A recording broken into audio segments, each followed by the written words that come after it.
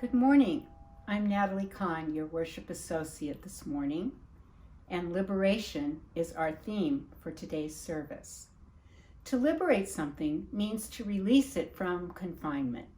As the saying goes, if you love something, set it free. And a synonym for to liberate is to release.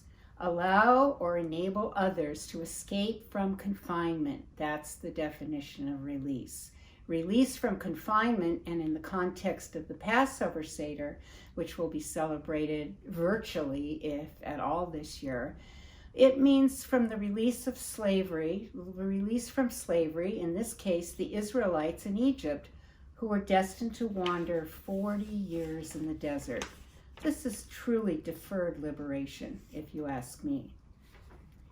Well, thankfully, we are not destined to be confined for the next 40 years in our homes, or can we even face the next 40 days at this point? Many of us feel like we've been cooped up for a very long time.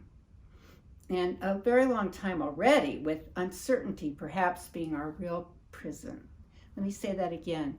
With uncertainty being our real prison. For most of us, social distancing is not the way we normally conduct our lives. In church alone, we are missing a live church with a live choir and a live coffee hour, a chance to greet our friends and make new ones. We have forgone one of my favorite church activities, and I'm sure for many of you, our essential fundraising, our fun and enriching Dining for Dollars events. We could spend a lot of time dwelling on other activities we've been deprived of, such as meeting for lunch with friends, going to the gym, going out to movies and plays, visiting with dear friends and family in person, our children back in school, vacations, hikes in our national parks, or just walking along the beach and giving real, genuine hugs. And even those regular visits to the doctor and dentist that we look forward to in varying degrees. Always we have denied our freedoms that we recently so took for granted. Yes, we've all been thinking a lot about social distancing. It's so bad and bad for us in all the normal ways in more certain times. And it's a thing to avoid in normal times. But here is a different take on what we can view as an inconvenient but temporary reality. Think of it as a privilege. It means you live in a house large enough to practice it. Hand washing is a privilege too. It means you have access to running water. Lockdowns are a privilege. It means you can afford to be at home, and many of us can reach out, virtually anyway, to help those in our communities needing the things that we already have: food, shelter, access to medical advice. So most of the ways to ward off the coronavirus are available to us, to most of us right here, right now. And that includes being able to come together in love and support with our community in the way we are all gathered together right here this morning, together with each other right here, right now.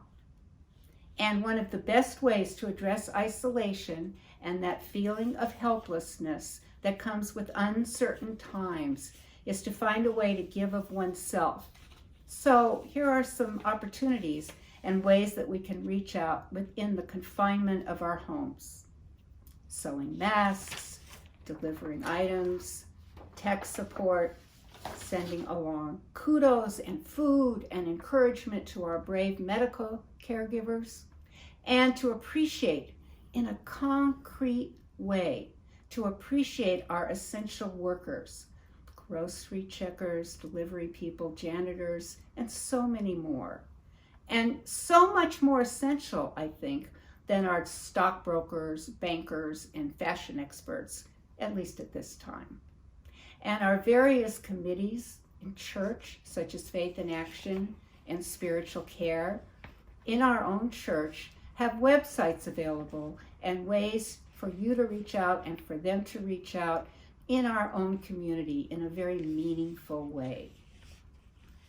So when Piglet asked Pooh to tell him where they were going as they were strolling through the woods, Pooh answered, "Home, Piglet.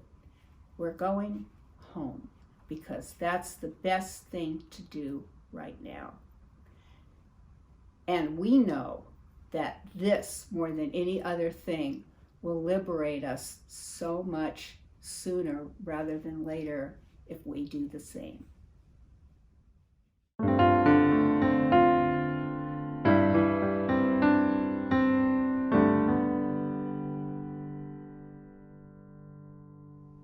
I light the chalice today with words from Mr. Rogers, who resides in all of our neighborhoods.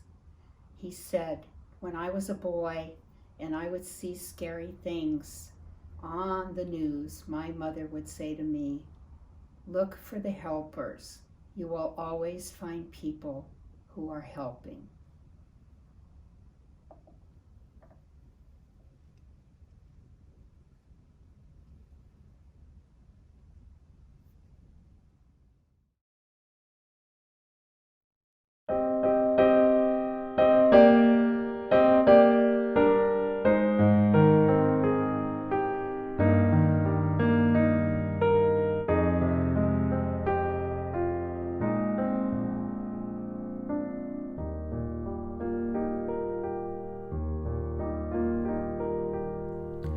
If I speak in tongues of men and of angels,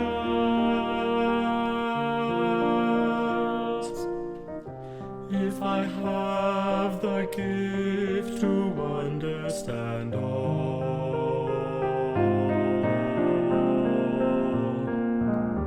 if I have the faith to move a mountain, or if I give all I possess to the poor, but without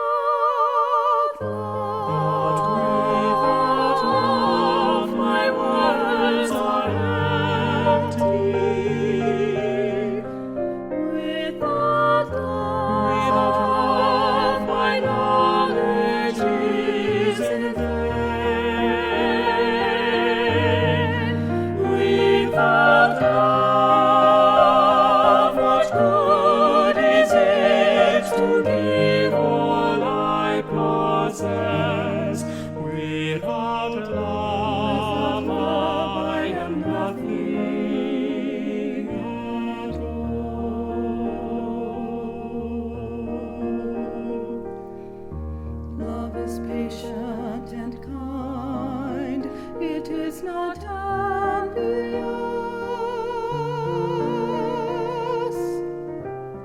not boastful or proud, seeks not its own way.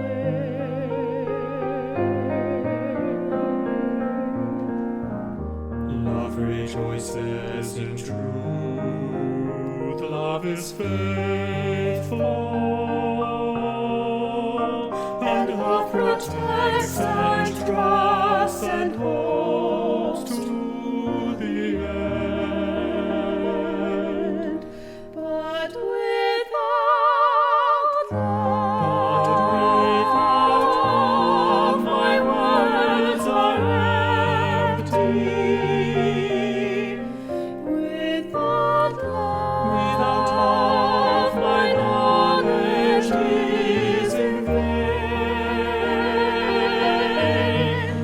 Without love, what good is it to give all I possess? Without love, I am nothing at all.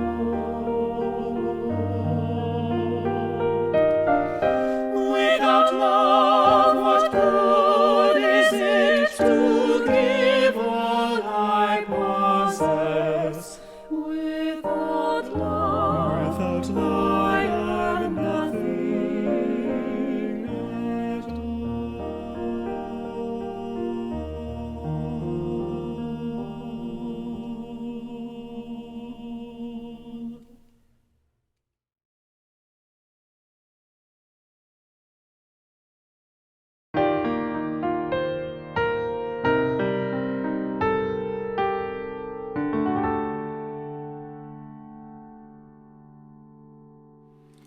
Good morning, and welcome to our online morning worship service of the Unitarian Universalist Community Church of Santa Monica.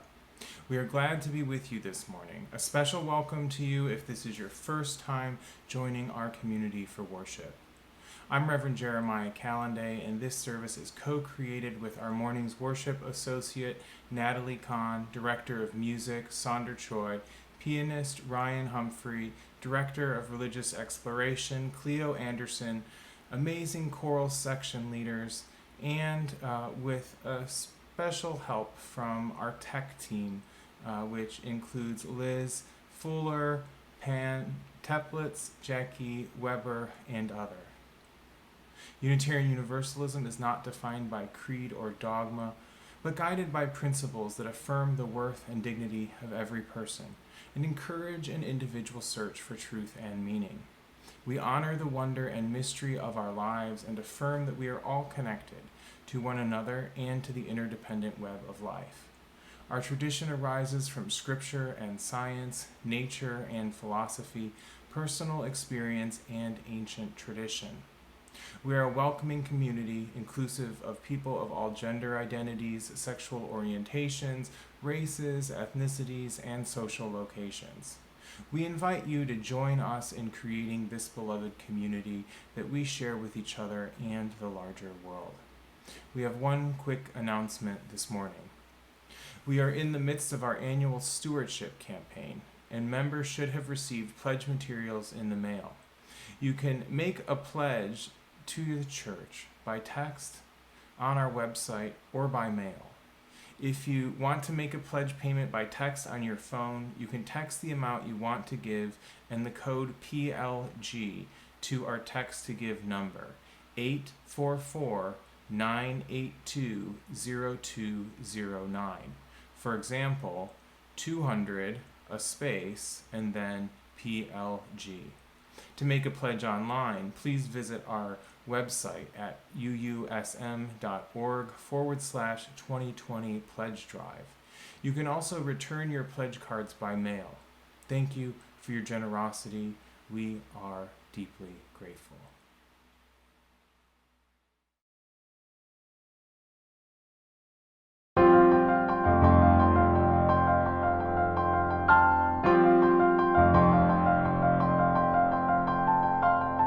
Morning has come, arise and greet the day. dance with joy and sing a song of gladness. The light of hope here shines upon each face. May it bring faith to guide our journey home.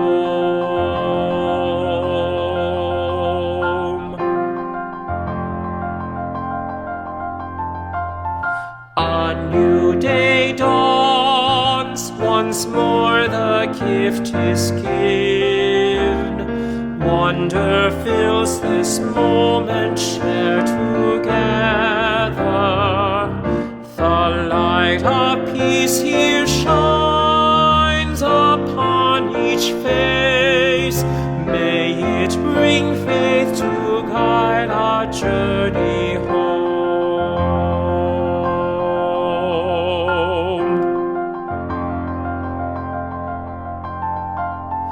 Open our eyes to see that life abounds.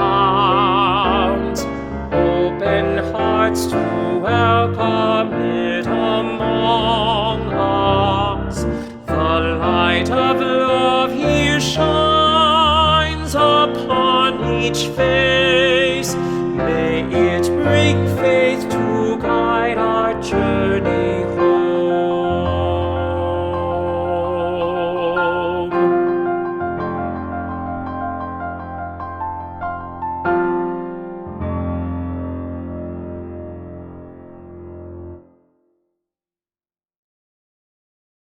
Let us recite the words of our covenant together. Love is the doctrine of this church. The quest for truth is its sacrament, and service is its prayer. To dwell together in peace, to seek knowledge and freedom, to serve humankind in fellowship. Thus do we covenant with each other.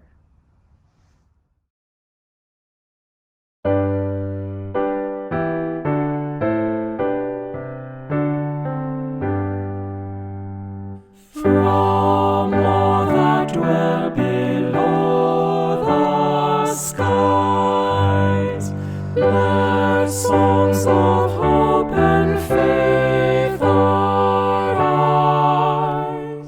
Let peace, goodwill on earth be sung through every land by every tongue.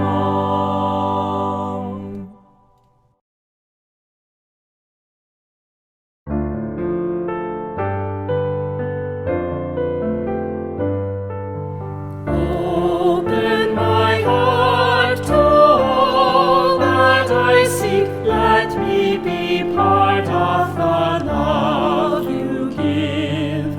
Open my heart to all that I seek. Let me be part of the love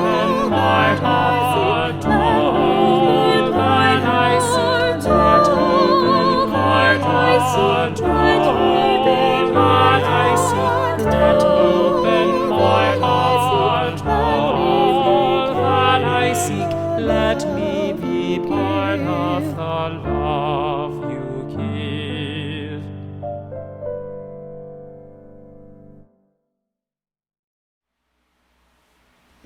Our reading for the morning is The Church Has Left the Building by the Reverend Margaret Weiss. The church is not a place, it is a people. The church is not only a steeple above the tree-lined streets and cars. Rather, it is a people proclaiming to the world that we are here for the work of healing and of justice. The church is not walls built stone upon stone, held together by mortar, but rather person linked with person, all ages and genders and abilities. A community built on the foundation of reason, faith, and love.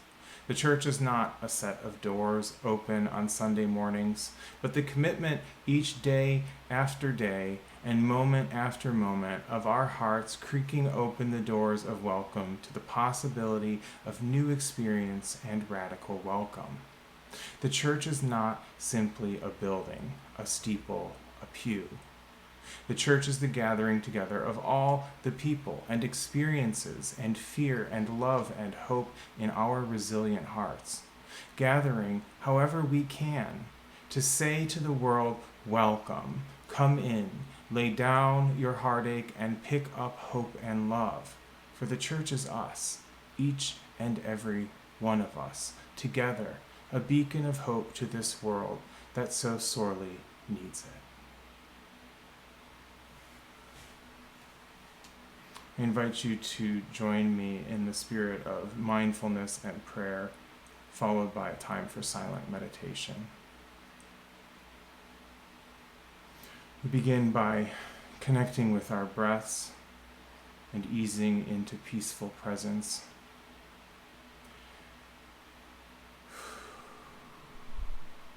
Breathing deeply, we fill our lungs with air and exhale any tensions we may be experiencing within. We begin to center ourselves with our breaths.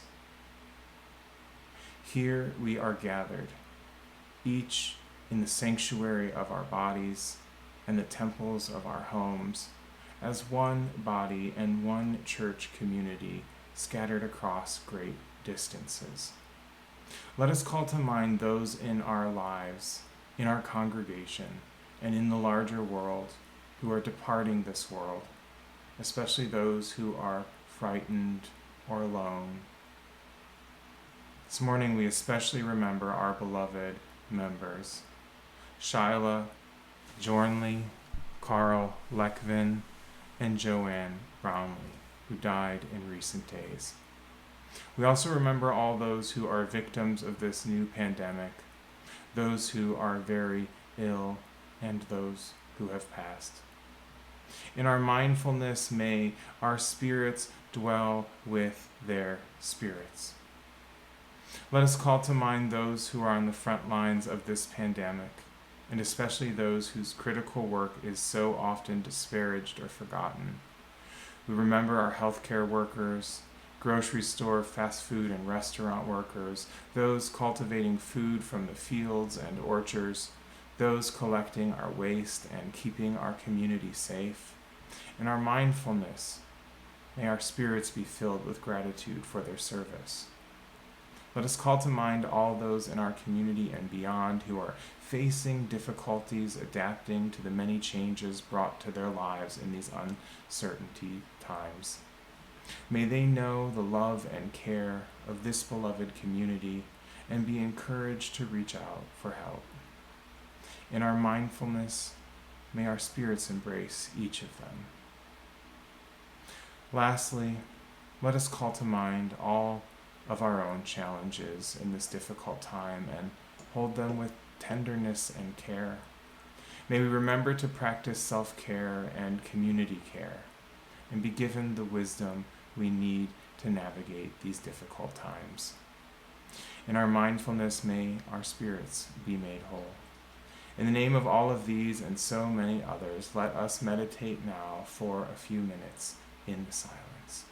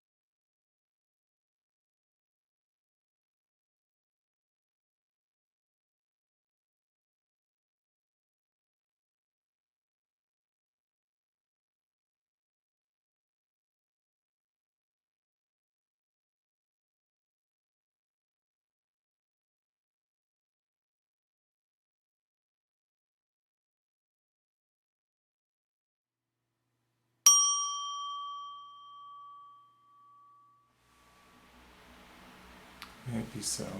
Amen, and blessed be.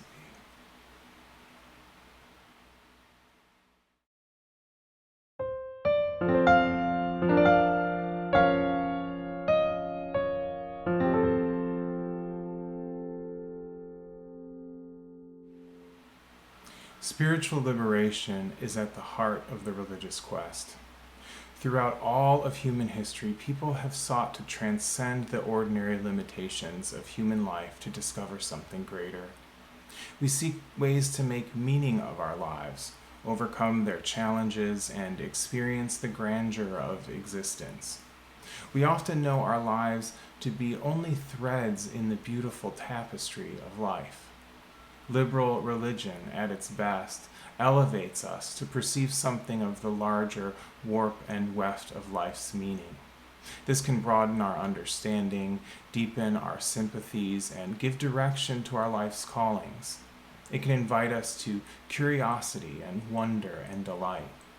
It can liberate us from ourselves and help open us to new possibilities and new aspirations.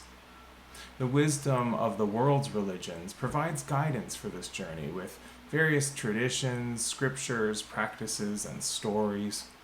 We Unitarian Universalists walk together while acknowledging that spiritual liberation has been experienced in many different ways by different traditions and different people.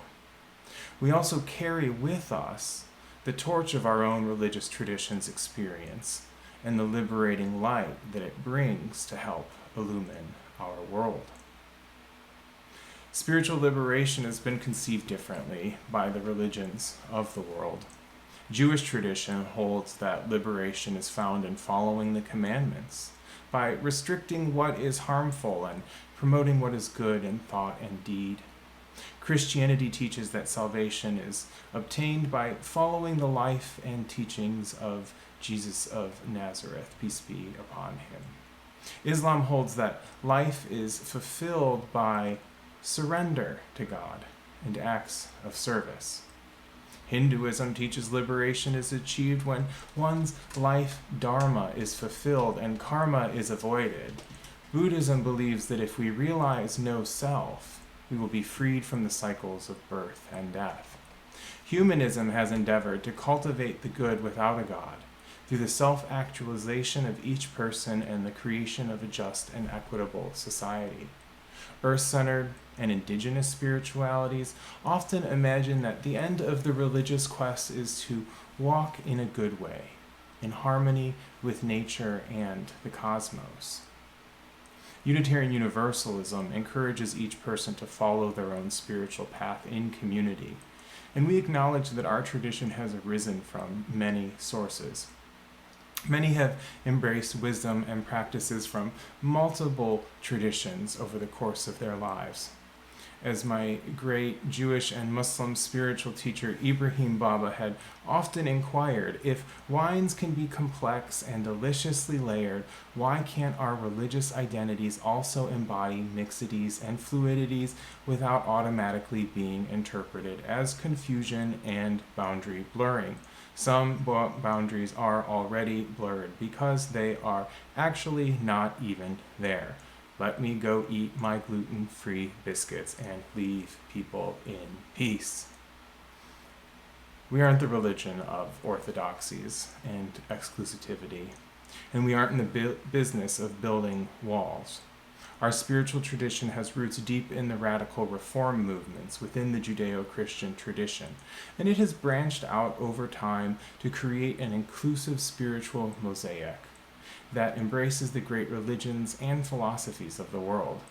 We are a creedless liberal religious tradition, where people do not need to think alike in order to love alike. We recognized long ago that spiritual liberation didn't have to mean one thing, but that it too, like wine and religious identities, can be complex and deliciously layered. Enlightenment in the world's religions has often meant escape from the world and its sufferings in favor of another world. I'm reminded of a mural I encountered at the Buddhist temple at Bodh Gaya. the place where the Buddha is said to have achieved enlightenment. In this artwork, the Buddha sits calmly beneath the Bodhi tree, surrounded by an aura of light as the afflictions of the world hurl themselves at him. Demons symbolizing violence, greed, anger, war, lust, disease, and death charge at him, but he remains unmoved and disengaged in the state of nirvana. I found this comforting in that he had an inner fortitude to withstand the spiritual attacks, but I was also disturbed that he was simply disengaged with the world around him. A dominant Western religion has often also imagined that it is through a forsaking of the world that another world is achieved.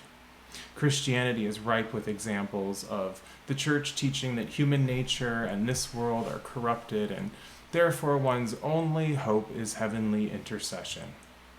Thankfully, each religion whose dominant story is escape from the world also has currents within it that teach a profound engagement with the world.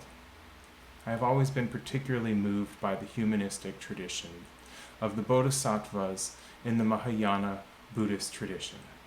Bodhisattvas are beings who dedicate themselves to the welfare of others.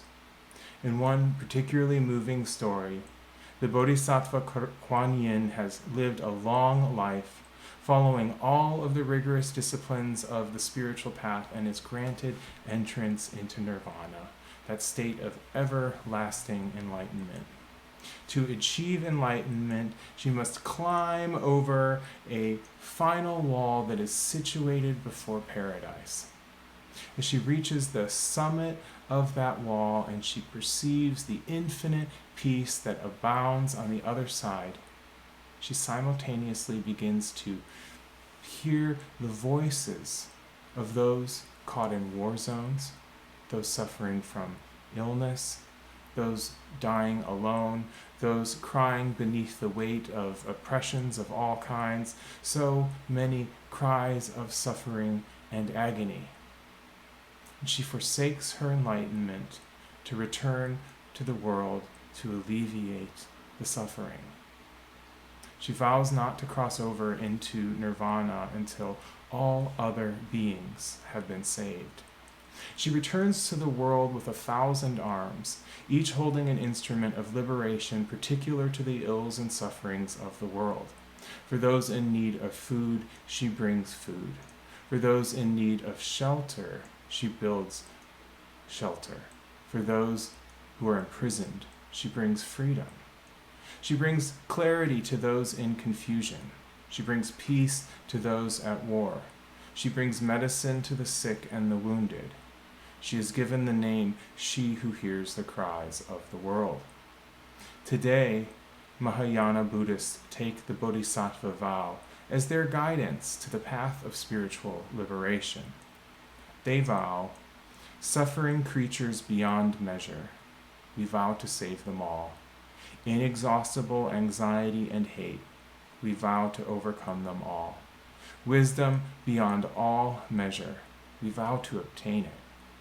The unsurpassable way of the enlightened ones, we vow to achieve it. The Unitarian Universalist path to spiritual liberation is like that of the Bodhisattvas.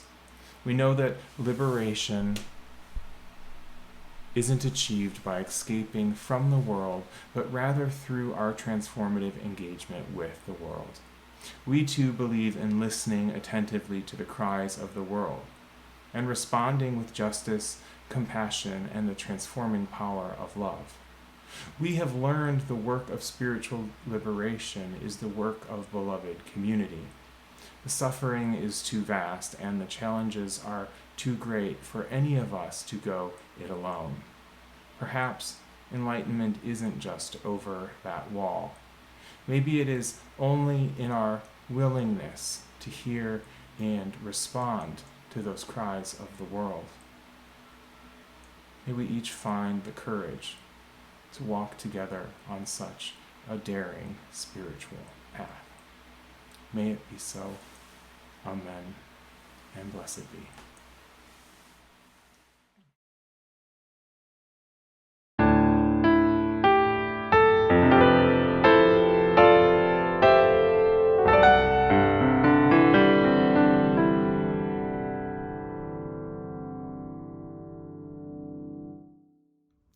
We come together for more than ourselves. We share this morning's offering with the UUA COVID-19 pandemic response. Gifts to the COVID-19 response will be used to provide financial assistance to UU congregations and related UU entities, as well as UU religious professionals and administrators, staff that have been impacted by this virus.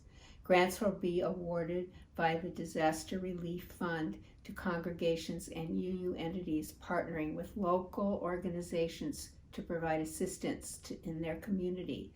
So people who are at significant risk to health and livelihood because of COVID-19.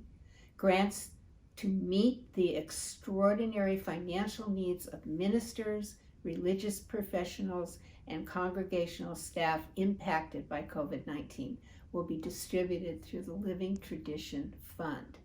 Please give generously during this critical time. You can text your donation from your smartphone. Text 844-982-0209 and GCC in the body of your text. For example, 20 GCC.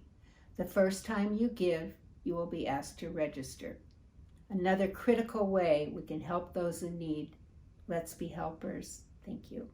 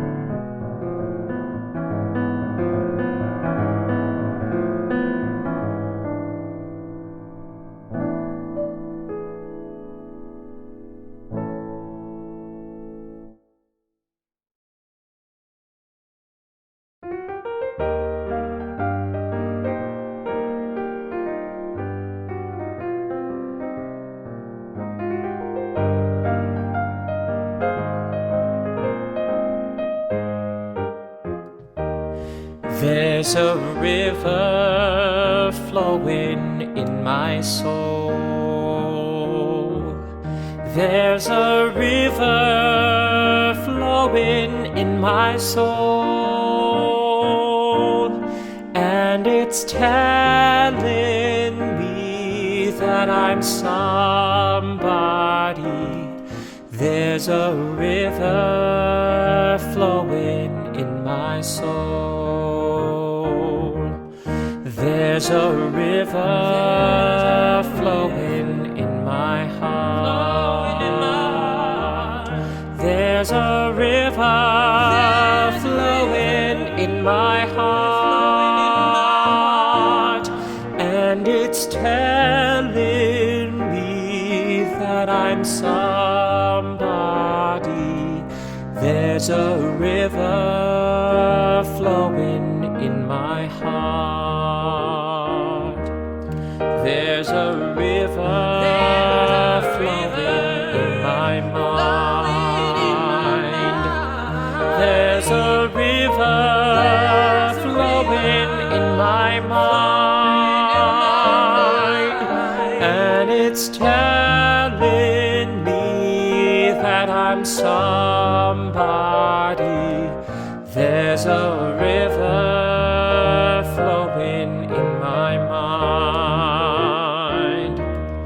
There's a river flowing. There's a river flowing. There's a river flowing. There's a river flowing. There's a river flowing in my soul.